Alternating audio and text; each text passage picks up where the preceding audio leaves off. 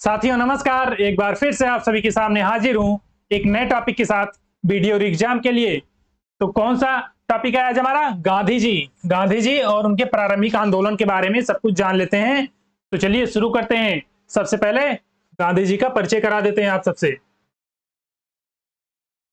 इनका जन्म कब हुआ था? 2 अक्टूबर 1869 में। कहां पर? पोरबंदर, गुजरात में। और इनकी पत्नी का क्या नाम था? कस्तूरबा गांधी। और पिता करमचंद गांधी।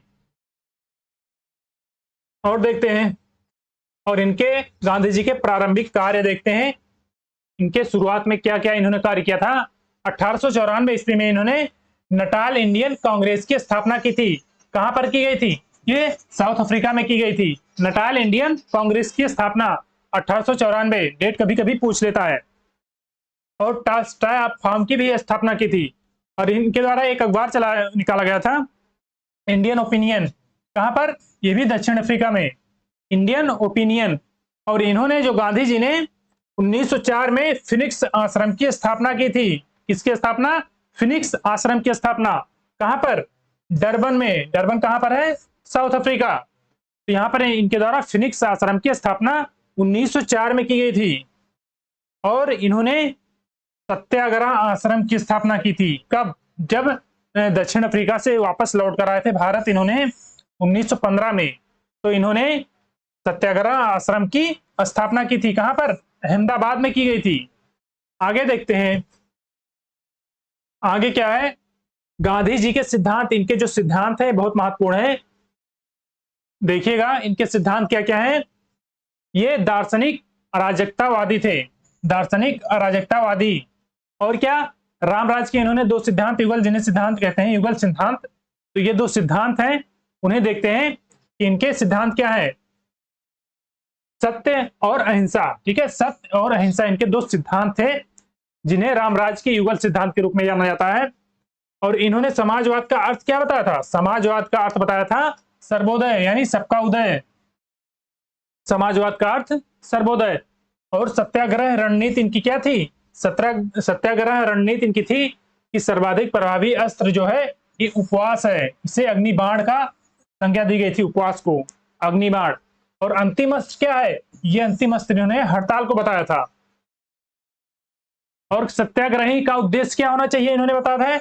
इन्होंने, गांधी जी ने क्या कहा था? सत्याग्रही का उद्देश्य क्या होना चाहिए? शत्रु को पराजित करना नहीं, ये सत्याग्रही का उद्देश्य नहीं है। और क्या? शत्रु का हृदय परिवर्तन करके उसे अपने अनुकूल बनाना, ये इनका सत्याग्रही उद्देश्य था।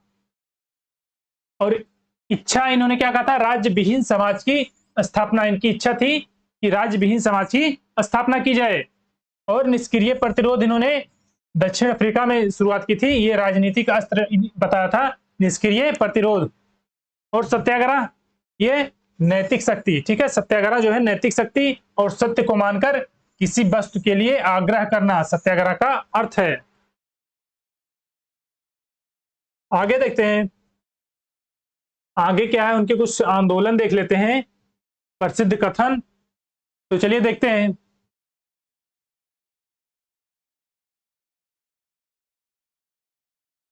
तो चंपारण सत्याग्रह। ठीक है, चंपारण सत्याग्रह ये गांधी जी का जो है प्रथम भारत में जो उन्होंने आंदोलन चलाया था, ये भारत का इनका प्रथम आंदोलन था। कब चला गया था? 1917 में बिहार में किसानों के हित में चलाया गया था सत्याग्रह। और क्या है? किसान आंदोलन, जो कि चंपारण एवं खेड़ा है। खेड़ा कब चलाया गया था? 1918 में। ठीक है, 1918 में खेड़ा में चलाया गया था, खेड़ा आंदोलन। ये एक इसके लिए औद्योगिक मिल मजदूरों के आंदोलन के लिए अहमदाबाद में चलाया गया था। और प्रसिद्ध इनका कथन क्या है? गांधी जी के कथन क्या है इन्हें देख लेते हैं। विदेशी वस्त्रों की बर्बादी ही उसके साथ सर्वोत्तम व्यवहार है। देशी वस्तुओं के उत्पादन तथा बिक्री को प्रोत्साहन इसमें मिलेगा। ठीक है, ये इनका कथन है गांधी जी का। और क्या है?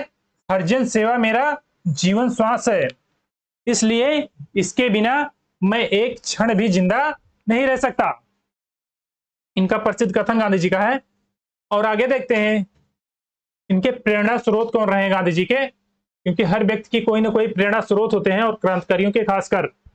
तो ये जॉन रस्किन सर्वोदय की अवधारणा के प्रतिपादन थे, इनसे प्रेरणा ली थी। कौन है? जॉन रस्किन से गांधी जी ने। और थोरो से क्या? ये सभी ने अवज्ञा और करबंदी की प्रेरणा। और रस्किन से शारीरिक परिश्रम का आदर करना। और टॉल्स्टॉय से ये अहिंसक असहयोग का आधार, अहिंसक असहयोग का आधार।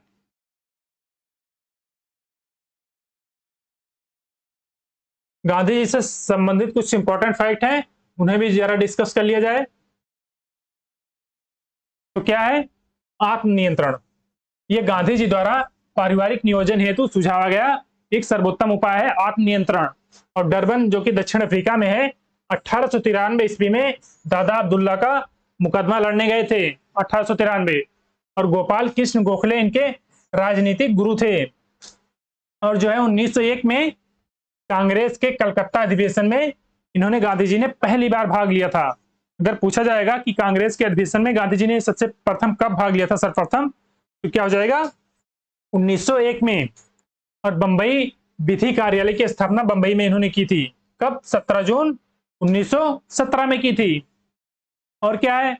सत्याग्रह आश्रम का साबरमती नदी के किनारे स्थानांतरण कर दिया। ठीक है, साबरमती आश्रम का, जो कि पहले अहमदाबाद में था, अब साबरमती नदी के किनारे इसका स्थानांतरण कर दिया गया। और सत्ता का विकेंद्रीकरण, यह राजनीति के क्षेत्र में गांधी जी का सर्वाधिक महत्वपूर्ण सुझाव था कि सत्ता का विकेंद्रीकरण होना चाहिए, ना कि केंद्रीकरण। और श्रम को असाधारण महत्व बताया है, असाधारण महत्व श्रम को। और कुछ देख लेते हैं परीक्षा उपयोगी दृष्टि से। क्या है? महात्मा गांधी को सर्वप्रथम राष्ट्रपिता किसने कहकर संबोधन किया था? किसने कहा था? यह सुभाष चंद्र बोस द्वारा। ये रेडियो के प्रसारण में कहा गया था सुभाष चंद्र बोस द्वारा कि क्या? राष्ट्रपिता। और नोआ खलीकाल में गांधी जी के सचिव कौन थे? प्यारेलाल थे, प्यारेलाल। और भारत के प्रति ब्रिटिश सरकार की नीति के विरोध में राय बहादुर की उपाधि किसने त्याग दी थी? ये जमनालाल बजाज, ये गांधीवादी थे, जमनालाल बजाज। और चंपारण सत्याग्रह के दौरान गांधी जी को महात्मा की उपाधि किसने दी थी? चंपारण सत्याग्रह के दौरान ये रविन्द्रनाथ टैगोर द्वारा दी गई थी महात्मा की उपाधि। गांधी सेवा संघ के संस्थापक कौन थे? ये जमनालाल बजाज थे। कौन थे? जमनालाल बजाज। और गांधी जी ने कांग्रेस से इस्तीफा दिया था। कब दिया था? 1934 में। कांग्रेस से इस्तीफा उन्होंने 1934 में दिया था। और गांधी जी की मृत्यु कब हुई? ये 30 जनवरी 1948 को नाथूराम गोडसे द्वारा गोली मारकर हत्या कर दी गई। तो मित्रों, गांधी जी और उनके प्रारंभिक आंदोलन हमने कवर करा दिए। मिलते हैं नेक्स्ट टॉपिक में, और तब तक के लिए जय हिंद, वंदे मातरम।